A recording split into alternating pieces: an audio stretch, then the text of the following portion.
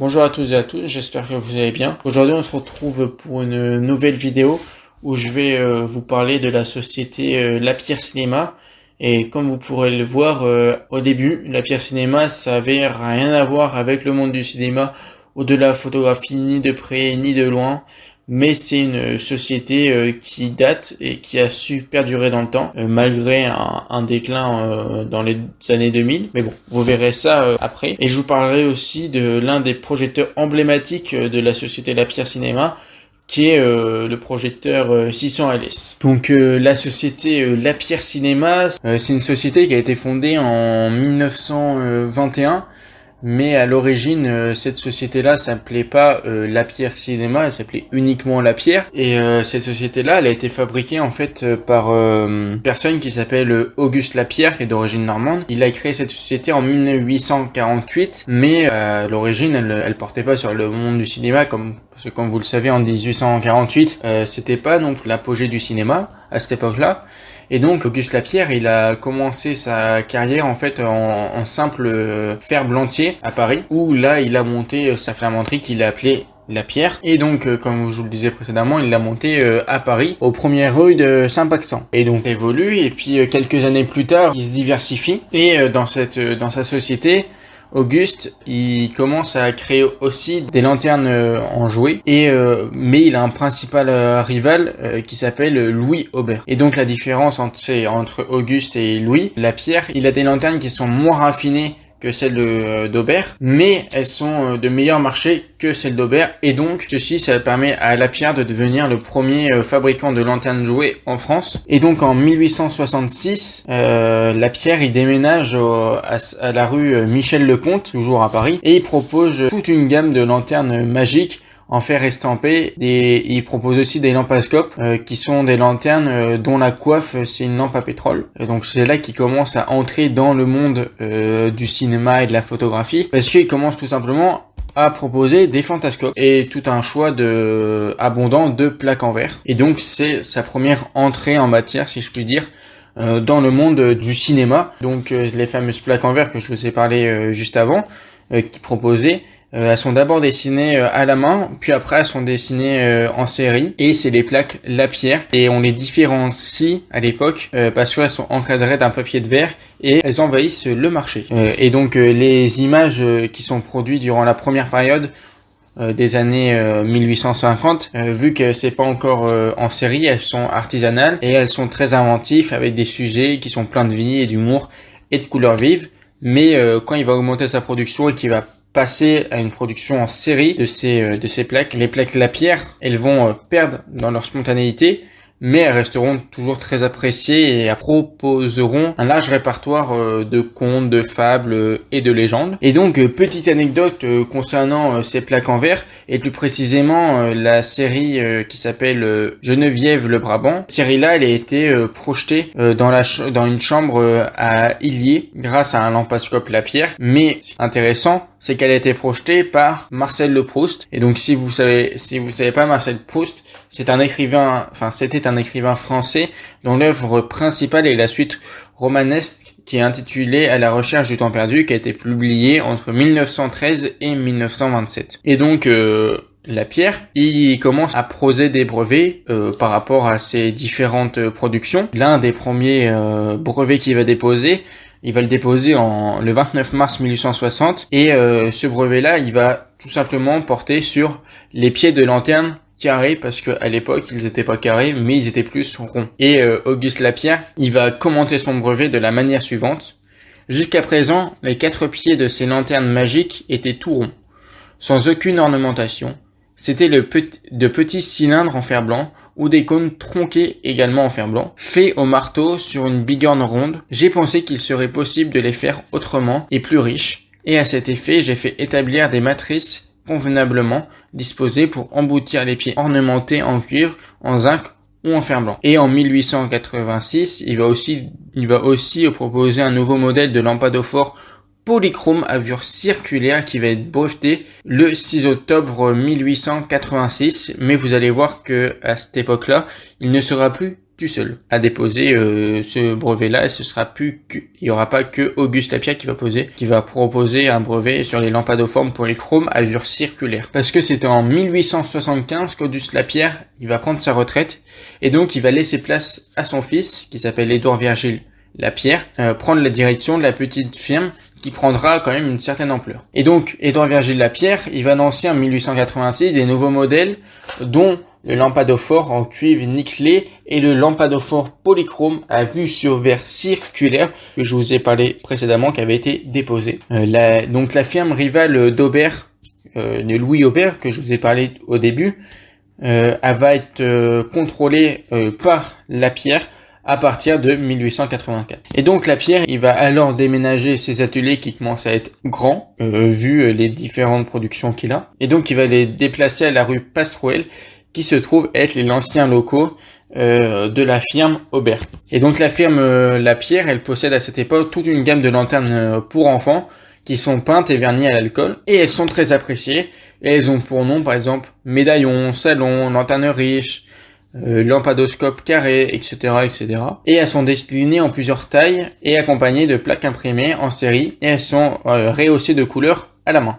Et donc en 1895, Édouard Virgile, il décide de s'agrandir et de transférer ses magasins au 38 quai de Jemappes. Et donc pour céder à cet agrandissement de ses magasins, il construit une usine à Lagny, qui est en Seine-et-Marne, et c'est une usine qui est moderne parce que c'est une usine à vapeur. Et donc ça lui permet non seulement la fabrication de lanternes en bois, métal, en cuivre, en fer blanc et en nickel, mais aussi des lentilles. Et donc en 1902, Édouard Virgile, il associe ses deux fils qui s'appellent Maurice et René, et son entreprise, elle devient Lapierre Frères et Cie. Et donc l'usine qui se trouve à Lagny, elle va leur permettre de construire des lanternes magiques et des cinématographes en jouets. Et c'est en 1908 que Lapierre fusionne avec l'usine de Maria, où elles sont situées au quai de Valmy.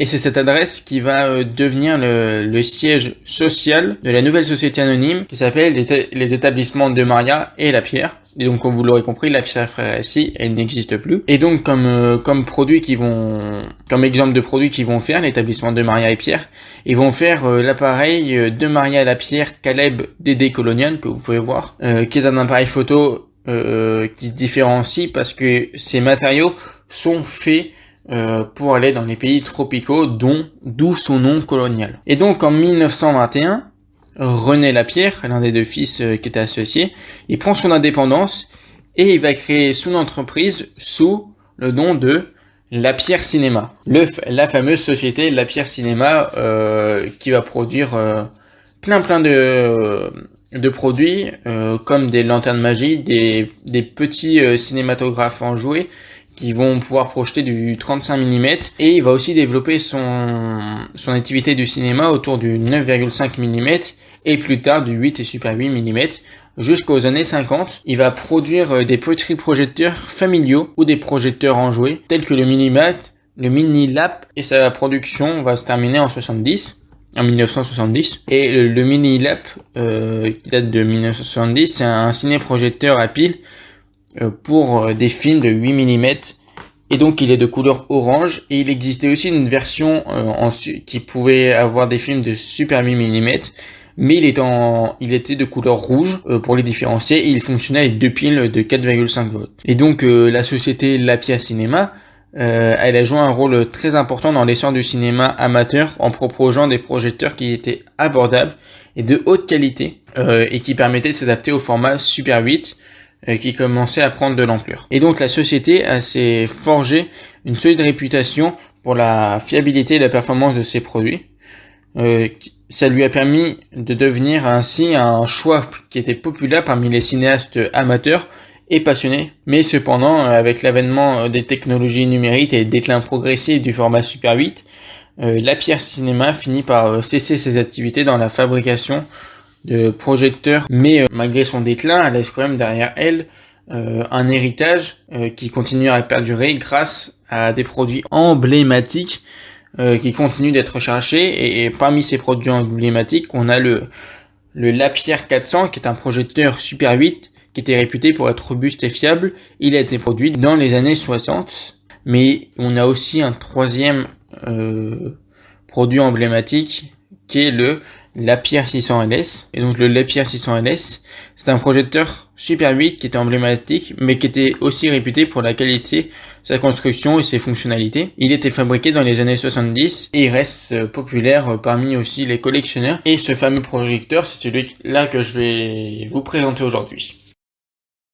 Donc voilà le projecteur Lapierre. Donc comme vous pouvez le voir, il est encore dans son emballage. Alors il a pris, certes il a pris un petit coup l'emballage, mais il reste quand même en bon état pour l'époque quand même. Et juste ici on a aussi la garantie, tout simplement la garantie du projecteur. Hop, marqué là, petit certificat de garantie pour le projecteur. Alors je pense qu'à l'heure actuelle elle ne marche plus, mais on l'a, du coup c'est quand même plutôt intéressant.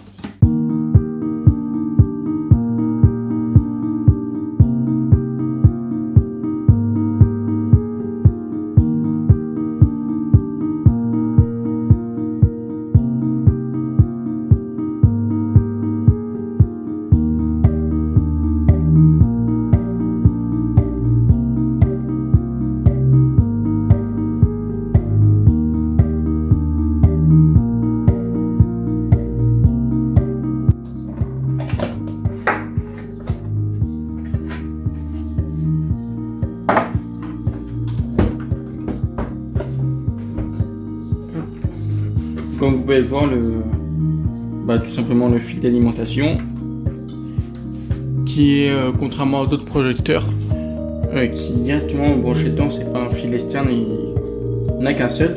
Et ce qui est plutôt bien, je vais vous montrer, je sais pas si vous allez arriver à voir, mais il fonctionne en 115 volts et en 230 volts. Voilà, ce qui est plutôt intéressant, ce qui nous permet de le faire fonctionner tout simplement avec les prises d'aujourd'hui.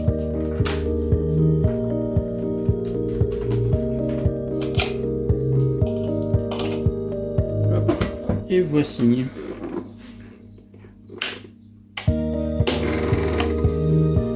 Et donc là on a l'ampoule ne fonctionne pas, mais on a ce qui nous met en route.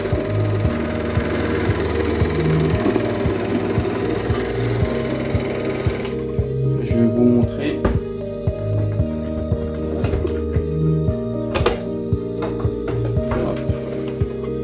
On a tout simplement l'ampoule ici, qui est du 1850 ampères.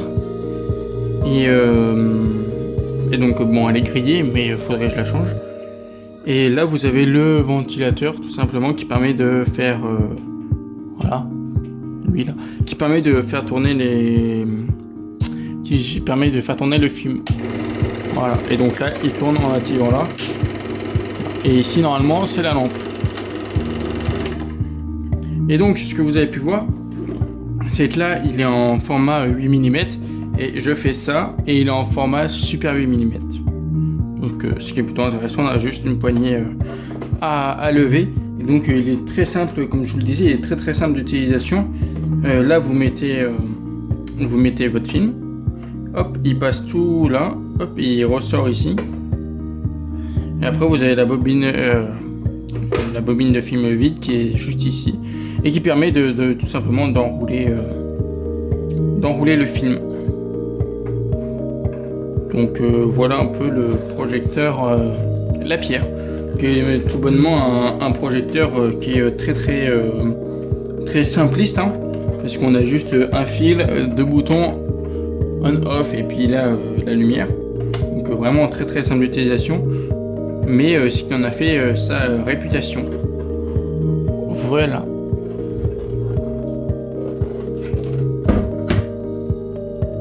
J'espère que la vidéo vous aura plu. Si vous voulez en découvrir d'autres sur les appareils photo ou projecteurs, n'hésitez pas à aller voir mes autres vidéos sur ma chaîne YouTube, ou vous pouvez aussi aller voir mon compte Instagram qui s'affiche juste ici.